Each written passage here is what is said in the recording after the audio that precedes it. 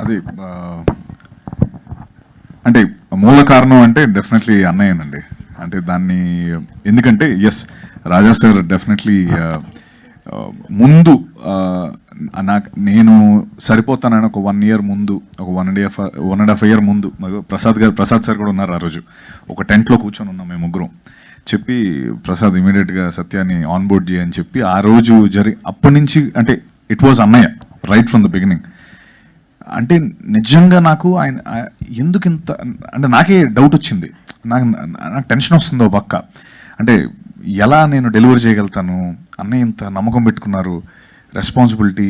అంటే డెఫినెట్లీ రేపు పొద్దున్న వచ్చినప్పుడు ఫస్ట్ థింగ్ అదే కదా మాట్లాడుకునేది. టెన్షన్ వచ్చింది. బట్ మోర్ దెన్ ఎనీథింగ్ అంటే అన్నయ్య నా పని పెట్టుకున్న నమ్మకాన్ని మాత్రం నేను ఇచ్చేయకూడదు. If not above I have to make sure నేను అంటే పేరు పోకుండా ఉన్నంత నేను చేస్తే చాలనుకుని, అంటే అలా that was my idea. Then Raja sir నేను ఒక 3 రోజులు కూర్చున్నాం. ఆయన నాకు అలా ఫీడింగ్ ఇస్తానే ఉన్నారు జయదేవ్ క్యారెక్టర్ గురించి. వాడు ఏంటి అంటే ఇంకొన్ని మేము తీయలేదు కానీ అంటే is very particular about the length of his moustache also. And వాడు అంటే ఇనిషియల్గా రాసుకున్న డ్రాఫ్ట్లో వీళ్ళు అతను పాలు మాత్రమే తాగుతాడు. సార్ మీకు గుర్తుందా? ఎటువంటి అలవాట్లు ఏమీ ఉండదు. ఓన్లీ నాకు సీఎం పవర్ ఇచ్చండి నేను వెళ్ళిపోతాను అన్నట్టుంటాడు అనమాట. ఏ చెడు అలవాట్లు ఏమి ఉండదు. అంత సీఎం అంటే పవర్ ఎలా అయినా ఎవరినైనా ఏదైనా చేసైనా సరే వెళ్ళిపోదాం అనే ఒక క్యారెక్టర్ ఫస్ట్. తర్వాత చేంజెస్ అయ్యి సో దానికి అంటే రాజా సార్ ఆ 3 రోజులు నాతో కూర్చోవడం, ఆ సీన్స్ ఎక్స్ప్లెయిన్ చేసి ఆయన జయదేవ్ని ఎలా చూస్తున్నారు, అంటే what he is famous for, ఆ చిన్న చిన్న నువాన్సెస్ ఏంటి, ఒక కమర్షియల్ సినిమాకి కావాల్సినవి ఏంటి, అంటే ఒక కమర్షియల్ యాంటాగనిస్ట్ కదా, అంటే so it's big budgeted antagonist, అందులో ఏంటి కావాలన్న దానికి నాకు literally he was very supportive.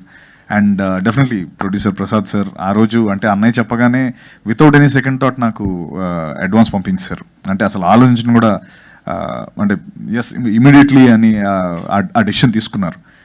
I think వీళ్ళందరూ ఒక రీజన్ అండి. అండ్ ఈ రోజున నాకు వచ్చిన ఈ క్యాన్వస్ నాకు చెప్తున్నాను కదా 1 year ముందే అన్నయ్య నాకు చెప్పారు. ఇప్పుడు నువ్వు ఎంతమందికి తెలుసో నాకు తెలీదు, తెలుసుంటావు, సినిమాలు చూస్తారు కాబట్టి ఓ 3-4 10 మందిలో ఒక 3-4 మెంబర్స్కి తెలుసున్న నువ్వు రేపు పొద్దున్న 10 మందికి తెలుస్తావు, సినిమా హిట్ అవుతుంది గ్యారంటీ. ఒక 10 మంది నువ్వు సత్యదేవ్ ఎవరో తెలుస్తుంది, అలాంటి ఆపర్చునిటీ నీకు ఈ సినిమా ఇస్తుందని చెప్పడం జరిగింది. నిజంగా ఈరోజు నాకు అది నేను చూస్తున్నానండి, నాకు అది నిజంగా కనిపిస్తుంది. అంటే తెలుస్తుంది అని వచ్చిన కాల్స్ బట్టి కానీ లేకపోతే బయట వస్తున్న రెస్పాన్స్ బట్టి అర్థమవుతుంది కదా. నిజంగా అంటే ఒకప్పుడు నాకు జ్యోతిలక్ష్మి అనే సినిమా నన్ను before Jyothilakshmi after Jyothilakshmi, actually before Jyothilakshmi నేను చేస్తున్నవి ఎవరికి తెలీదు, చేశాను చిన్న చిన్నవి అవి. అంటే బట్ ఒకటి నేను చెప్పేది ఏంటంటే నేను మిస్టర్ పర్ఫెక్ట్తో స్టార్ట్ అయ్యాను నా ఫస్ట్ సినిమా. అందులో చిన్న పాత్ర, ఫ్రెండ్ పాత్ర చేశాను, ప్రభాస్ గారి ఫ్రెండ్.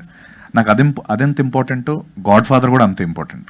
2 ఈక్వల్, బికాస్ అది లేకపోతే ఇది లేదు అన్నట్టే ఆలోచిస్తాను. బట్ నాకు ఎక్కువ నేను జనాలకి నేను తెలిసింది జ్యోతిలక్ష్మి ద్వారా. సో ఆఫ్టర్ జ్యోతిలక్ష్మి నాకు వచ్చే రోల్స్ అన్నీ మారిపోయి ఏవో చిన్న చిన్నవి ఎప్పుడు ఎవరు ఆఫర్ చేయలేదు. ఓ వీడు పూరి గారి సినిమాలో చేశాడు అని చెప్పి నాకు అప్రోచ్ అవడమే డిఫరెంట్గా ఉండేది. నేను అదే నమ్ముతున్నాను ఇప్పుడు, pre god father post god ఫాదరే ఉంటుందని నేను నమ్ముతున్నాను.